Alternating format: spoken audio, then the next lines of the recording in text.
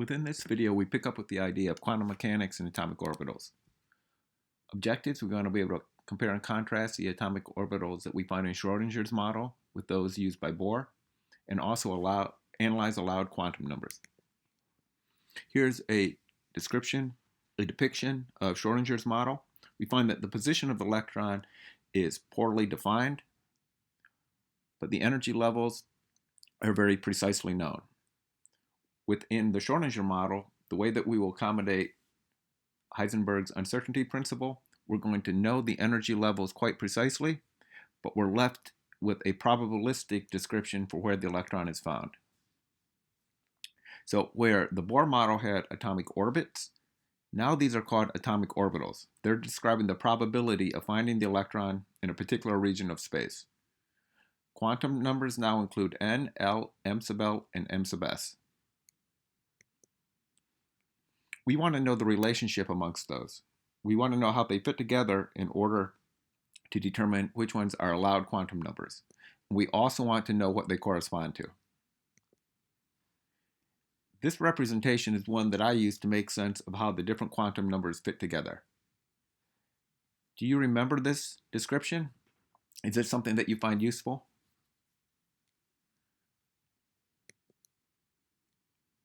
Give this one a try. Is a given combination of quantum numbers allowed? Which ones are okay? Which ones are incorrect, and why? I see errors for both B and C. A is describing a 3p orbital. We have a 3d and a 1s. That notation, you recall, leads with the principal quantum number, and then the L value is converted into the type of orbital that it is, SPDF, using that notation. When we're representing these different orbitals, we look at it a few different ways. We have this contour model, which is showing these filled in spheres when it comes to s orbitals. We also looked inside of those by considering the radio probability distribution functions.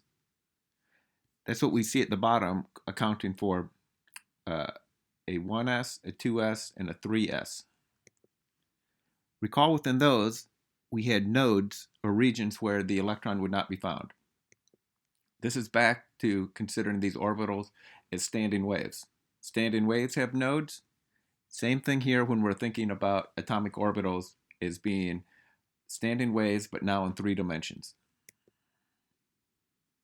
The number of radio nodes increases as the principal quantum number increases.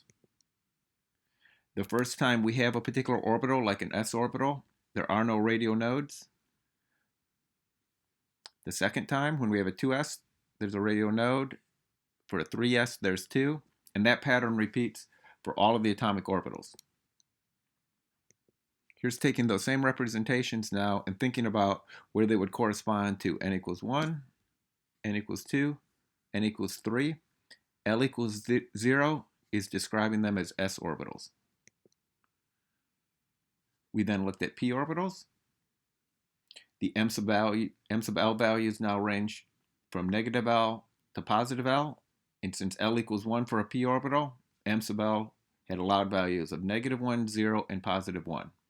3 different orientations in space. Here I show the radio probability distribution function for a 2p. This is the first time that I have a p orbital. I don't have a 1p. So the 2p is the first time, and I don't see any radio nodes present. Here are representations for the d orbitals. Which in that set, which quantum number must be different? I think what's making those different, they have different m sub l values. The L equals 2 for a d orbital, so the allowed values span from negative 2 all the way to positive 2. There are 5 different orientations. That's what the 5 different m sub l values here are corresponding to. Now let's take these orbitals and begin to fill them up. So when we're filling them up, we're now talking about many electron atoms, not just a single electron, and asking about the electron configuration. These are the atomic orbitals that we have when we're looking at hydrogen, but these change once I have more than one electron. If you recall our strategy, we're going to follow the off-ball principle. We're going to place electrons in the lowest energy level and build up from there. There's going to be electrostatic attractions present and also electron-electron repulsions. Now, when I see this, I'm connecting this to concepts like effective nuclear charge and other ideas that I know are coming in Chapter 7. Are you also thinking about it that way? What other connections can you make? We're going to adhere to the Pauli exclusion principle. Every electron in the atom must have a different set of quantum numbers. Looking ahead, that also applies when we look at molecular orbital theory. My cat is seeking to participate. And also Hund's rule. That's another set of guidelines that we're going to adhere to when we're adding electrons to our molecular orbitals later on. Now, I think you're proficient with using the periodic table to find electron configurations. It may have been a new skill, but we've definitely been practicing it. Do you remember the few anomalous electron configurations that we discussed? Which ones didn't fit our pattern? In order to look at the electron configurations, I shared this video. So in this case, we see that as electrons are added, the degeneracy of the energy levels is removed. It is no longer sufficient to say the n value is the sole factor influencing the energy. I see a splitting where the 2s and the 2p are no longer at the same energy level.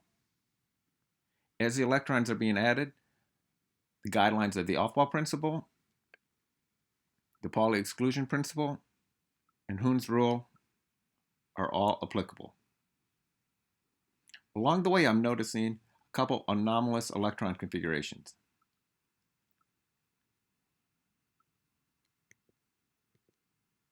Now, do we need to memorize the pattern that results? I don't think we do. I think we now are able to use a periodic table and extract that same information. The anomalous ones that I raised along the way were for chromium and copper. Besides using the periodic table, we have examples where there are specific questions asking about either the Pauli exclusion principle or Hund's rule.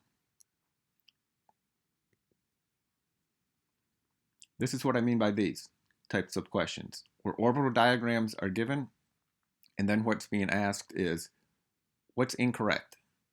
So the configuration A is a violation of Hund's rule. Configuration B looks fine. Configuration C is not consistent with the Pauli exclusion principle. And as you can see, configuration D is also incorrect based on Hund's rule. One thing that you can be asked to do with an electron configuration is to analyze the orbital diagram and determine the number of unpaired electrons. Give that a try. For these elements, sodium, sulfur, manganese, zinc, how many unpaired electrons are there in the ground state electron configuration? Here are my answers.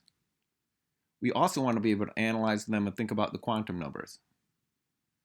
What are the allowed quantum numbers for the highest energy electron for sulfur in the ground state?